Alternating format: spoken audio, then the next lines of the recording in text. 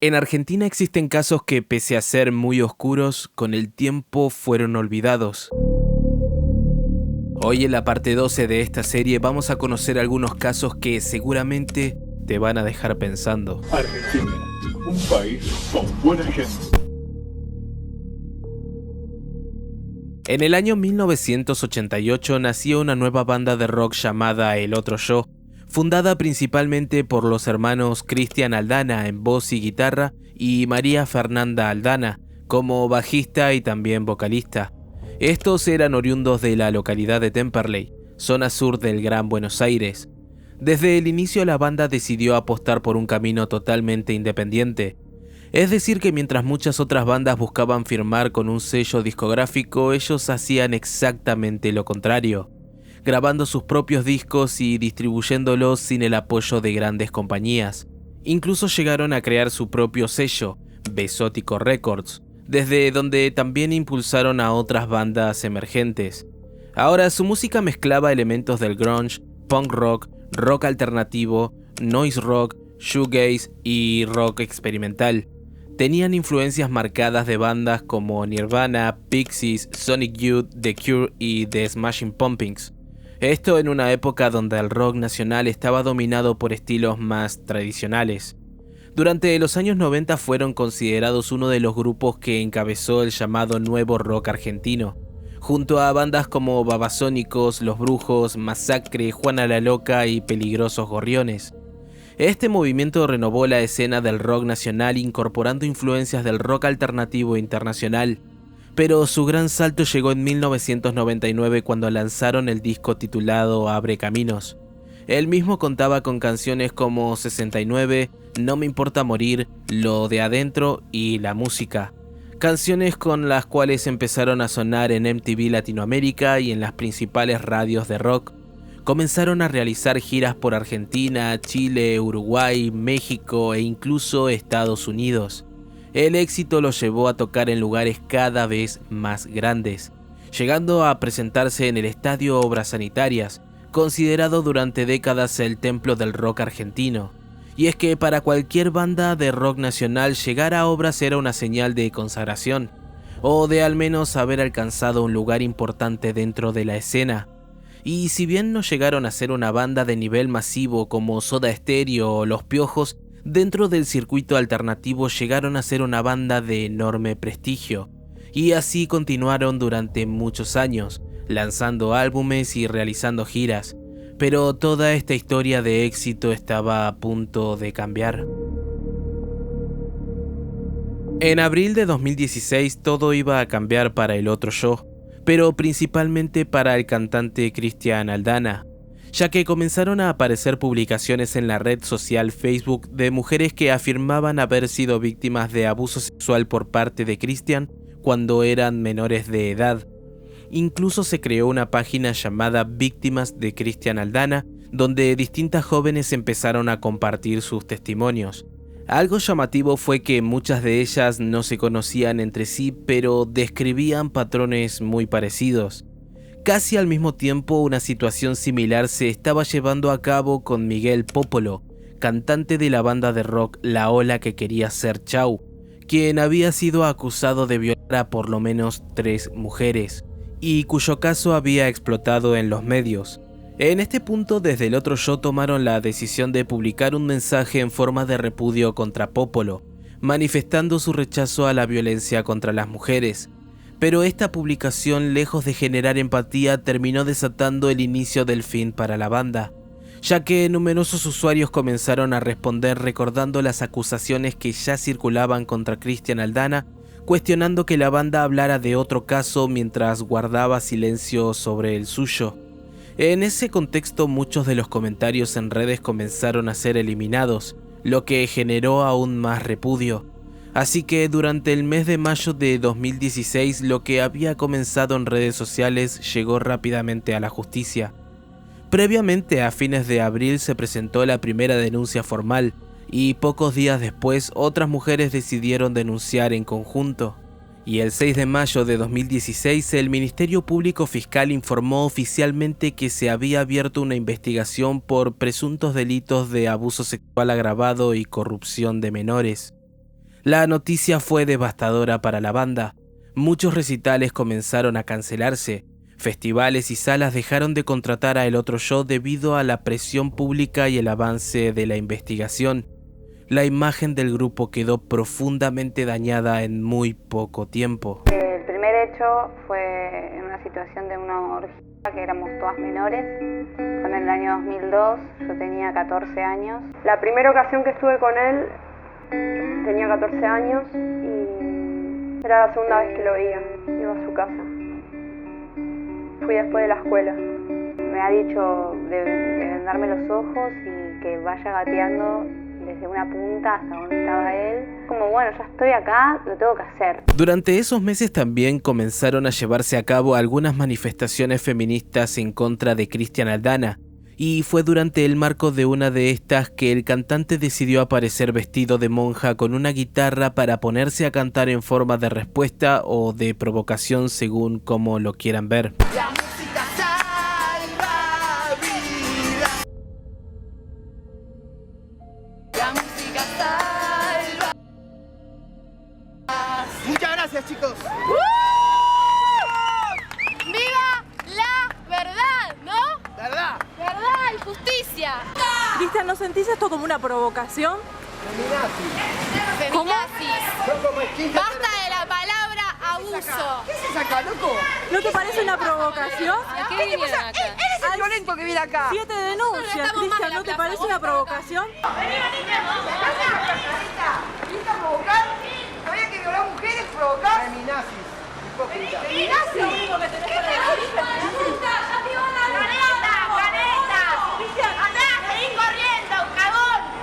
Venís a provocar.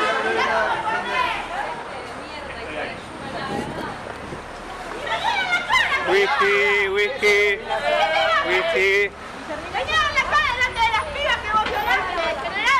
Pero a pesar de su actitud contestataria y firme frente a las acusaciones, el 22 de diciembre de 2016 llegaría el golpe definitivo. Cristian Aldana, que es el cantante de la banda El Otro Yo, quedó detenido. La Fiscalía pidió su prisión preventiva en el marco de una investigación por abuso sexual. Augusto, ¿de qué se trata? Estamos hablando de Cristian Aldana, cantante de esta banda que fue detenido y acusado de abuso sexual a niñas de entre 13 y 16 años. Tras varios meses de investigación, Cristian Aldana fue detenido por orden judicial. La justicia consideró que existían riesgos procesales suficientes para mantenerlo en prisión preventiva mientras avanzaba la causa. Con su cantante y principal compositor detenido, la banda decidió poner un alto a sus actividades y desde entonces no volvieron a tocar. Mientras tanto, la situación de Cristian Aldana fue empeorando con el correr del tiempo. El juicio oral en su contra comenzó en febrero de 2018 ante el Tribunal Oral en lo Criminal número 25 de Buenos Aires. Según la Fiscalía, Cristian había desarrollado durante años un mecanismo para acercarse a adolescentes que admiraban a la banda, aprovechando la enorme diferencia de edad, experiencia y posición de poder para generar relaciones de confianza con jóvenes particularmente vulnerables. Y una vez consolidado ese vínculo, según la acusación, ocurrieron los hechos que luego fueron denunciados. Cabe aclarar que el juicio no se apoyó únicamente en los relatos de las denunciantes. Entre las pruebas presentadas hubo declaraciones de las víctimas, más de 80 testigos entre familiares, amigos, conocidos y personas vinculadas a la banda, informes psicológicos, pericias realizadas durante la investigación, documentación y distintos mensajes incorporados al expediente cuando resultaba relevante para contextualizar los vínculos investigados. Todo reforzaba la credibilidad de los testimonios. Por su parte, la defensa sostenía que tras hacerse públicas las primeras acusaciones en 2016, las denunciantes pudieron haberse influenciado entre sí y unificado sus testimonios, formando de alguna forma un complot entre todas para hacer coincidir sus versiones y así perjudicar más al cantante. Pero la Fiscalía respondió con varios argumentos que el tribunal consideró convincentes. Uno de los elementos importantes fue que algunas mujeres ya habían contado lo ocurrido a familiares, parejas o amigos muchos años antes.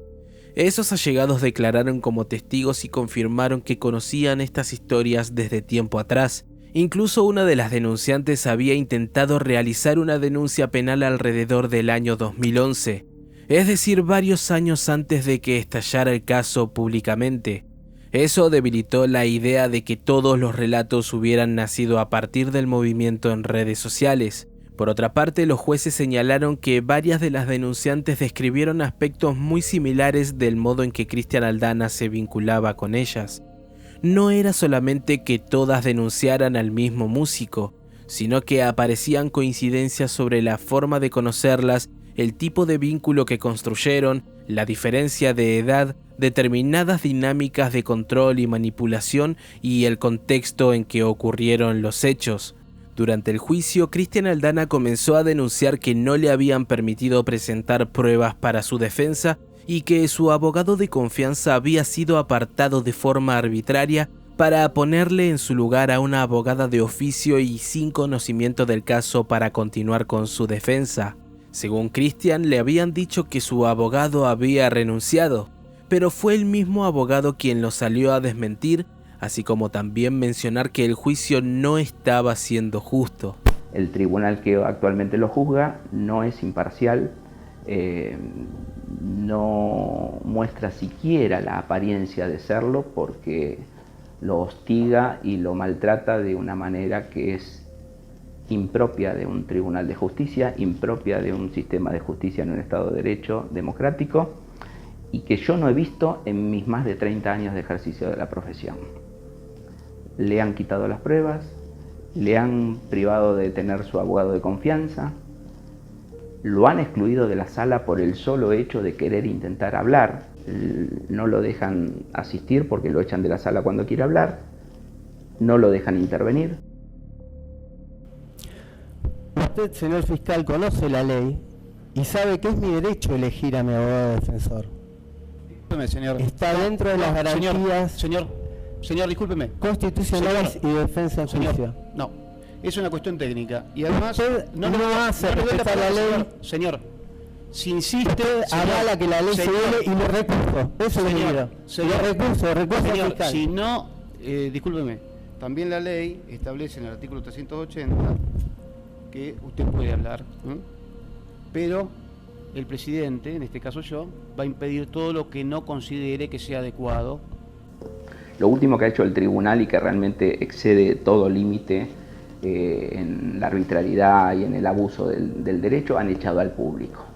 No han tomado resolución alguna, pero han dispuesto que las audiencias se realicen sin público. Entonces ahora Cristian se siente que no tiene prueba, no tiene abogado, pero tampoco hay público. Y el público, para conocimiento de todos, es el verdadero control de los jueces, porque en el público está el pueblo. Eso es todo. Quiero seguir adelante porque no terminé.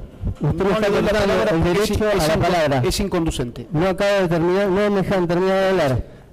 Declaro nulo este juicio, es ilegal. A pesar de todo esto, el juicio continuó y finalmente el 3 de julio de 2019, después de más de un año de juicio, el Tribunal Oral en lo Criminal número 25 dictó sentencia. Los jueces consideraron acreditados varios de los hechos investigados y condenaron a Cristian Aldana a la pena de 22 años de prisión. Aunque 3 años después, es decir 2022, la Cámara Nacional de Casación revisó el fallo y concluyó que 2 hechos que habían quedado fuera de la condena inicial debían incorporarse. Como consecuencia, la pena pasó de 22 a 25 años de prisión. Actualmente, Cristian Aldana se encuentra cumpliendo su condena en la Unidad Penitenciaria Federal de Marcos Paz, alojado en un pabellón evangélico por razones de seguridad debido al tipo de delitos por los que fue condenado.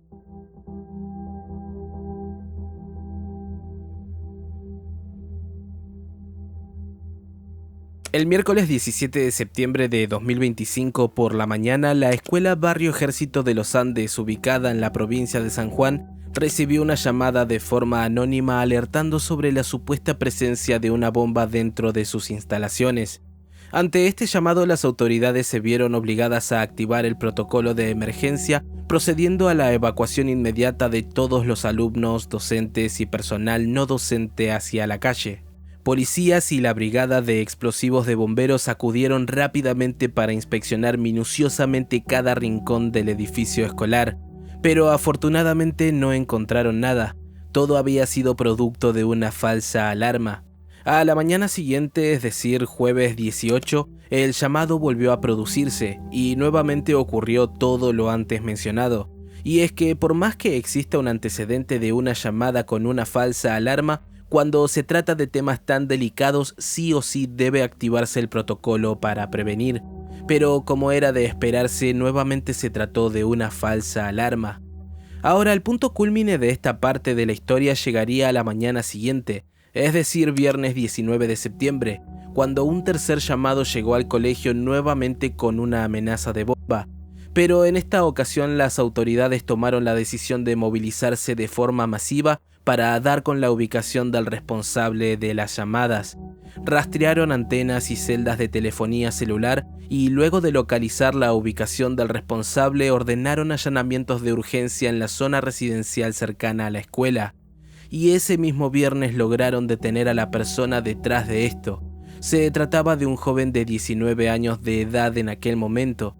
Su nombre, Axel Muñoz, aunque también quedaron implicados dos adolescentes de 16 y 17 años que fueron identificados como cooperadores en las llamadas. Entre las casas allanadas se incautaron más de 12 teléfonos celulares que luego fueron sometidos a peritajes de voz e informáticos. Pero entre los tres, Axel Muñoz fue el principal señalado como autor material e instigador. Y si bien hasta acá podría parecer que el caso ya tiene su punto final, en realidad apenas estamos comenzando.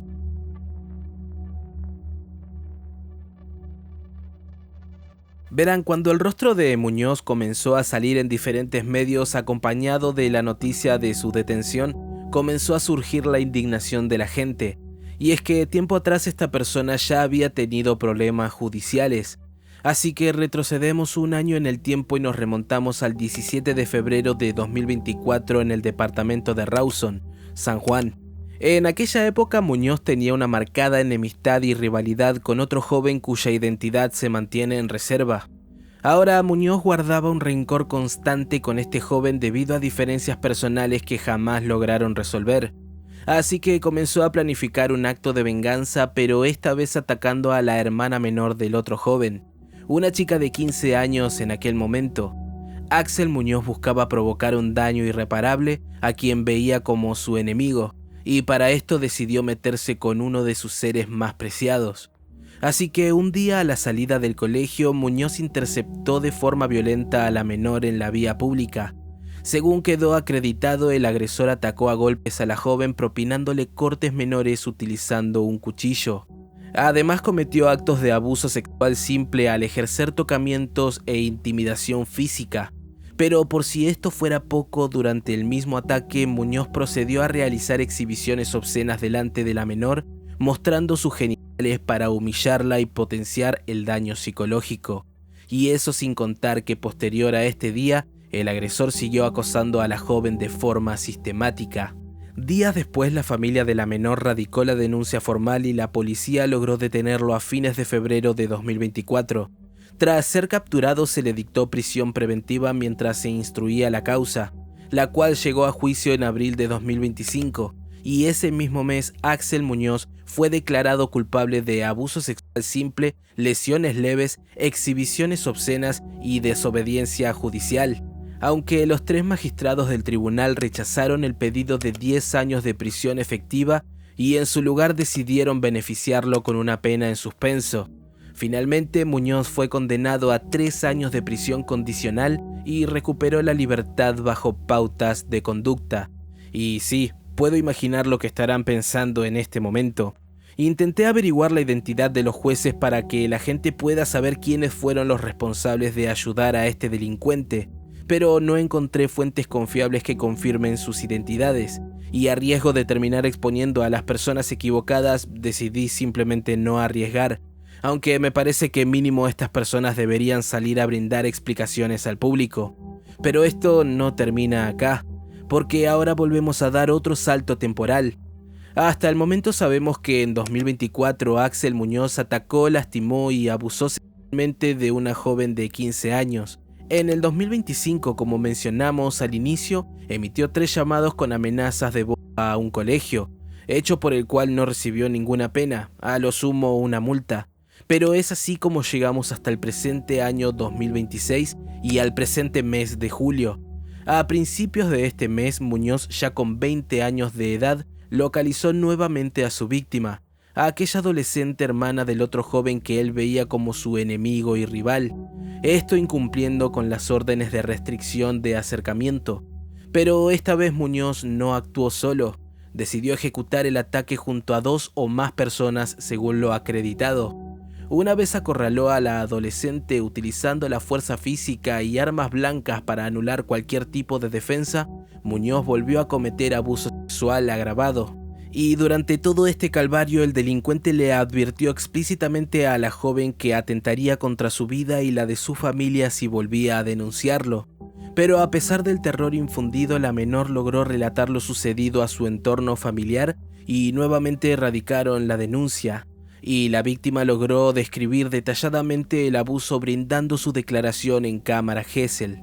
Finalmente a Muñoz se le anularon de forma definitiva todos los beneficios dictados por los jueces en 2025.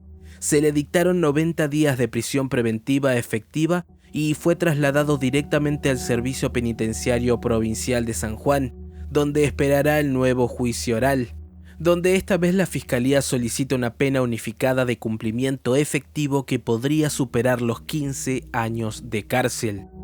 Aunque esto no podrá reparar el daño psicológico que le generaron de por vida a la víctima. En cuanto a los 3 jueces que decidieron dejar en libertad al agresor, deberían ser apartados de su cargo y también metidos en una cárcel. A ver si después de convivir con esta clase de angelitos por un tiempo, les quedan ganas de seguir otorgándoles beneficios. Casos como este se repiten cada vez más en Argentina, y la pregunta es la misma: ¿qué más tiene que pasar para que las autoridades actúen como se debe?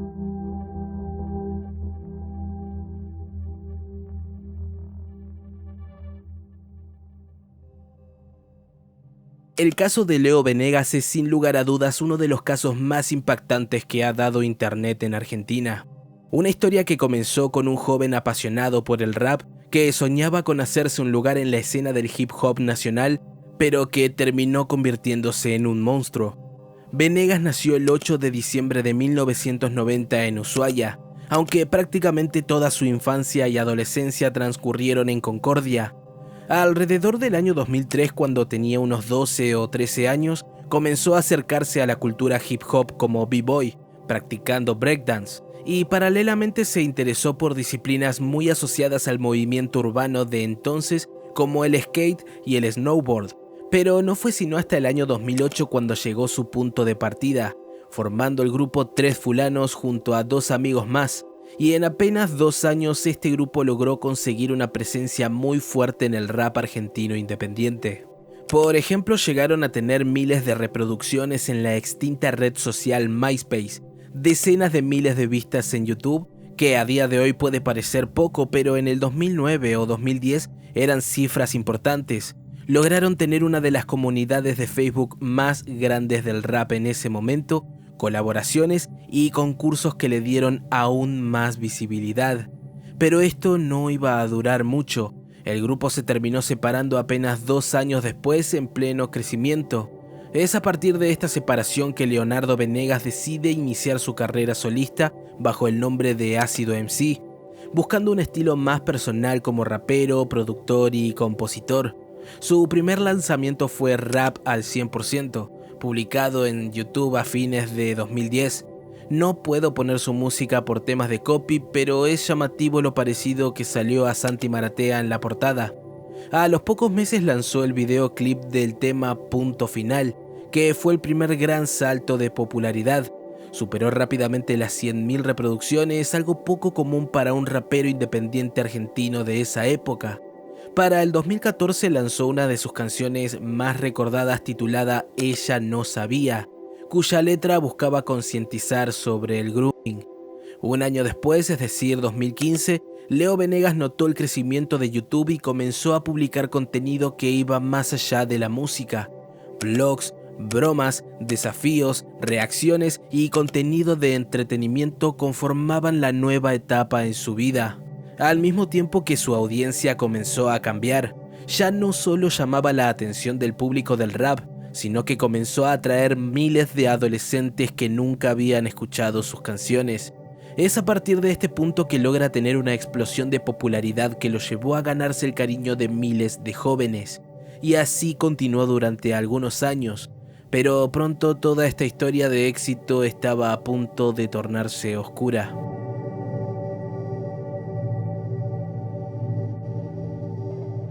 Entre los años 2020 y 2023, su actividad como creador de contenido disminuyó considerablemente, y en algún momento de ese periodo se radicó en el sur de Florida, donde comenzó una nueva etapa alejado de la música. Para julio de 2023 ya llevaba una vida establecida ahí, residía en un departamento de Miami Shores y conducía una camioneta Range Rover. Como sea, lo cierto es que para ese momento Leo Venegas había desaparecido casi por completo. Pero entonces... A courageous 6-year-old girl with a big bite. 6-year-old Lyric was sitting outside her Miami apartment by herself when police say this man grabbed her and tried to pull her into an SUV. Lyric telling NBC South Florida that's when she fought back. Maybe I have my hair. On his arm? How hard did you bite him?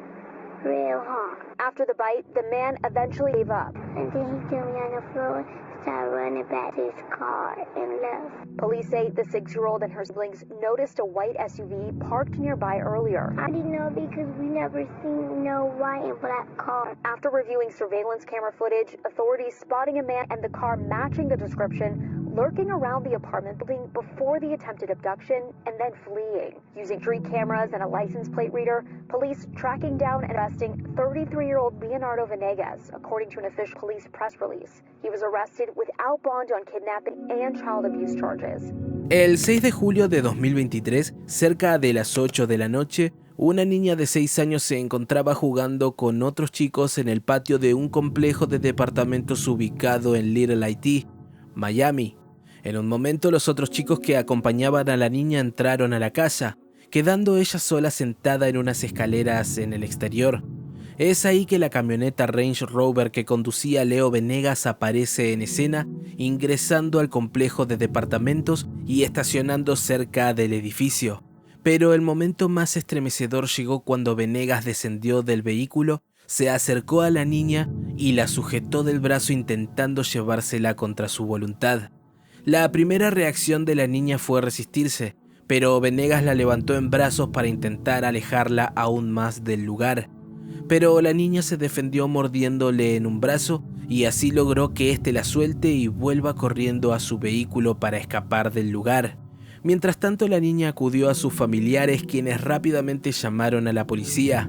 La investigación inició y avanzó con rapidez gracias a varios elementos, como las cámaras de seguridad del complejo, el recorrido registrado por otras cámaras de la zona y la identificación de la Range Rover mediante lectores automáticos de patentes.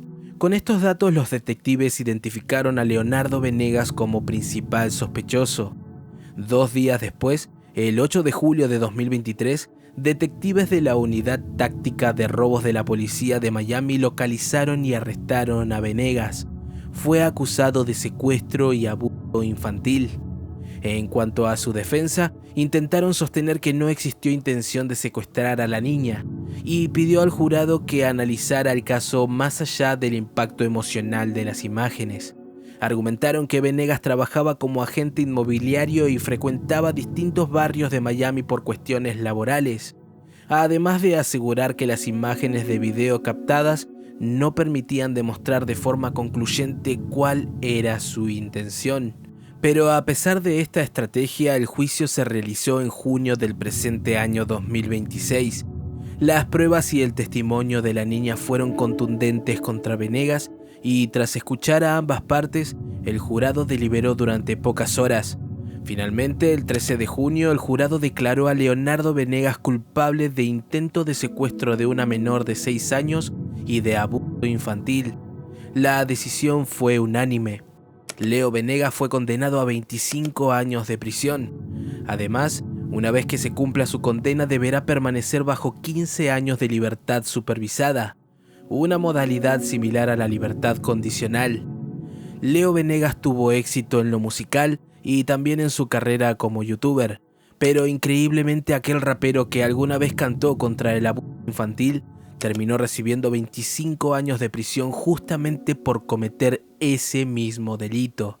Pero lo que me interesa a mí saber es qué opinan ustedes sobre todo lo que vieron el día de hoy.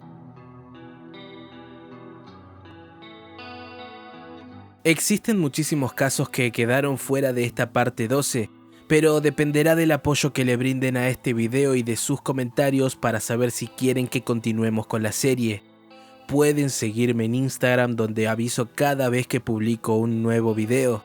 No olviden dejar un like y suscribirse si les interesa esta serie, y si comparten el video se los agradecería muchísimo. No saben cuánto me ayudan a crecer con un par de clics. Les mando un abrazo enorme y nos estaremos reencontrando en un próximo video.